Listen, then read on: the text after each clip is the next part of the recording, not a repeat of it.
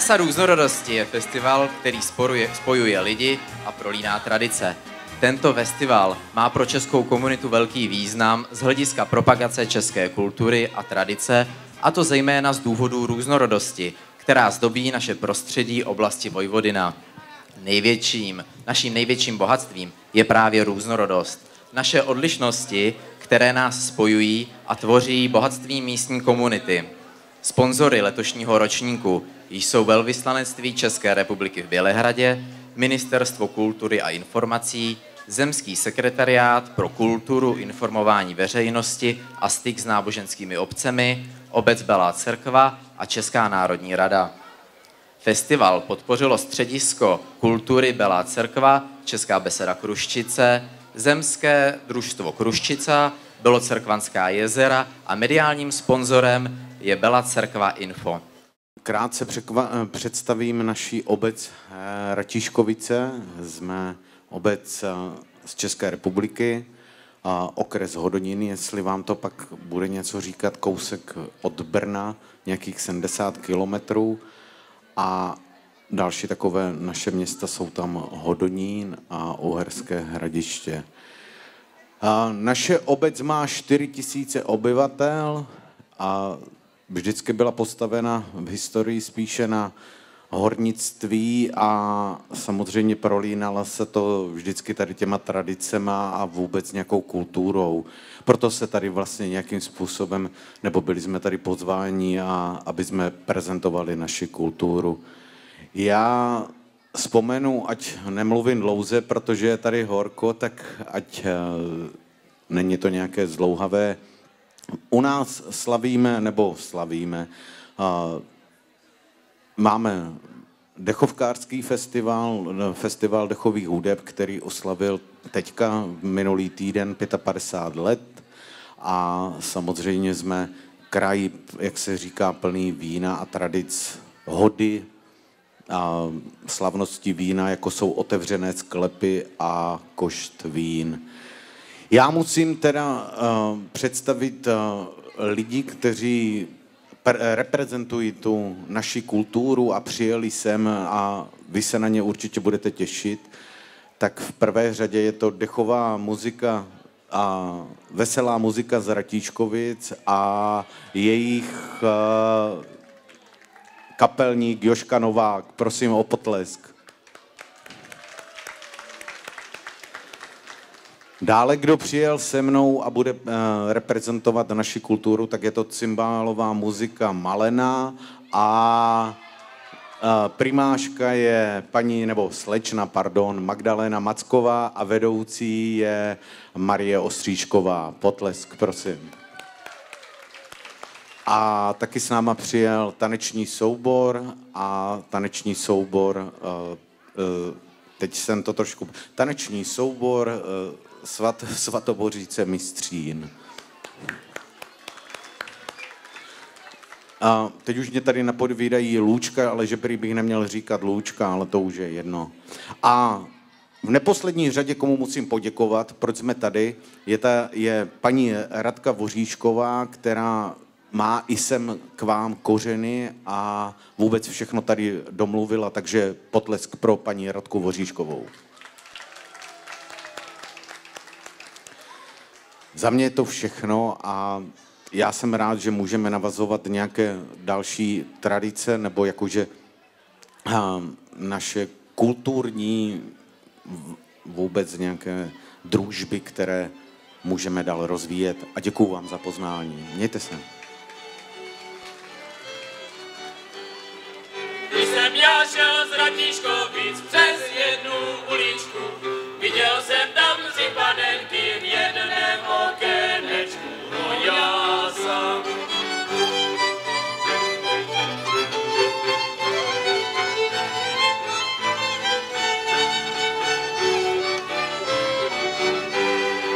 Jednej byla Juliana, zde je druhej Marina a tu třetí nemenuju, to milá má milá hoďá.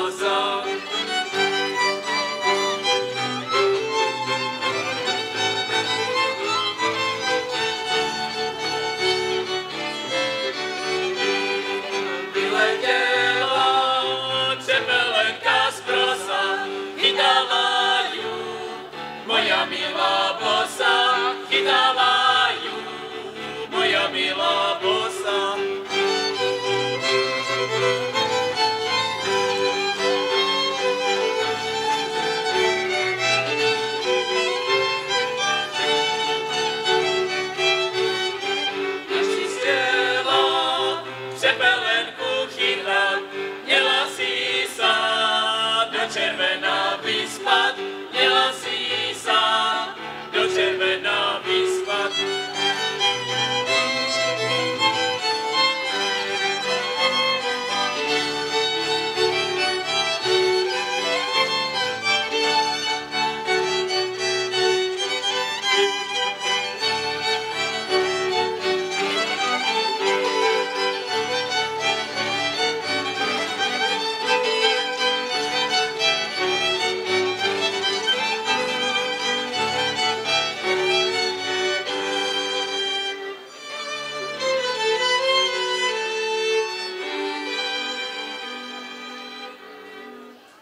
Česká beseda Kruščice je nejstarší český spolek na území Vojvodiny. Založený v roce 1921 jako knihovna, ale později velmi aktivní i jako amatérský divadelní spolek, který za svou historii musel opakovaně obnovovat svoji činnost. Od roku 2002 funguje bez přestávek a dnes spořádá různé druhy akcí, jako je divadlo, folklor a zpěv. Má asi 50 dospělých členů a více než 30 dětských a společně představují odkaz českého kulturního dědictví na území Jižního Banátu, kde žije největší koncentrace Čechů v celém Srbsku. Největší chloubou jeho členů je multikulturní festival Lepota različitosti, krása různorodosti, jehož jste dnes svědky. Folklorní sekce České slovo Kruščice je dnes zastoupena 2 skupinami. Jako první se představí mladší taneční soubor a následně vystoupí jeho starší kolegyně. Jim do trávy spadlo, jako je pěkně červenočky, slnečko ho zahřívalo, už je hodně saďočky. Pojďme sbírat jablíčka, bude plná nošička, na svátek aj na Vánoce podělí nás mamička.